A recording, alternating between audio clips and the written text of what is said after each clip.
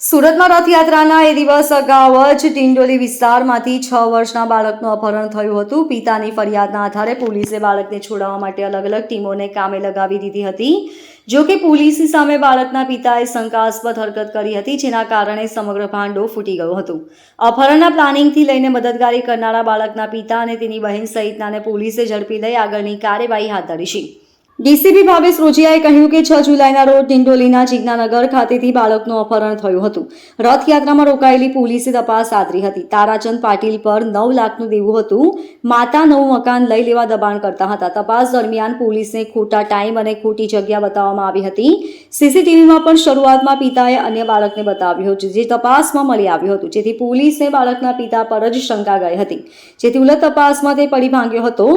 તારાચંદે બહેન અને મિત્ર મારફતે અપહરણ કરીને મહારાષ્ટ્ર મોકલ્યો હતો.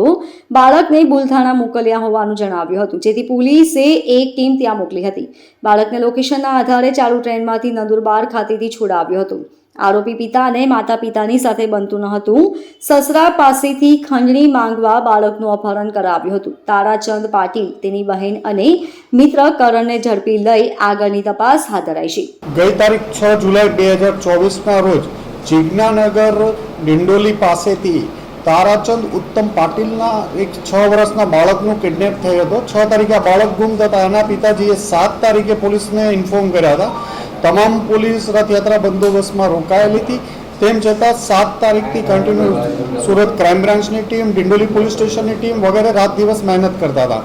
આ તપાસ દરમિયાન આના સીસીટીવી ફૂટેજના એનાલિસિસ કરતાં ખબર પડી કે તારાચંદ ઉત્તમ પાટીલે જ પોતાના છોકરાને કિડનેપ કર્યો હતો અને પોતાની બેન જ્યોતિ અને એક મિત્ર કરણ મારફતે આ છોકરાને બુલધાણા મહારાષ્ટ્ર મોકલી આપવામાં આવ્યો હતો.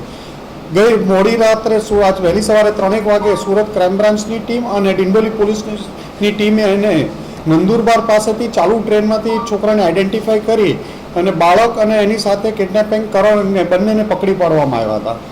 આ ગુનાનો મોટિવ જોતા એવું પ્રાથમિક દ્રષ્ટિએ લાગતું હતું કે જ્યારે એની મધર અને ફાધરને બનતું નહોતું અને એના ઉપર પ્રેશરાઇઝ કરવા માટે એના ફાધર ઉપર દેવું 9 લાખ રૂપિયાનું થઈ ગયું હતું, તો આ એના સસરા પાસેથી રેન્સમ માંગવા કે ખંડણી માંગવાનો પણ એક એંગલ આમાં હોઈ શકે એવું પ્રાથમિક દ્રષ્ટિએ જણાઈ આવે છે.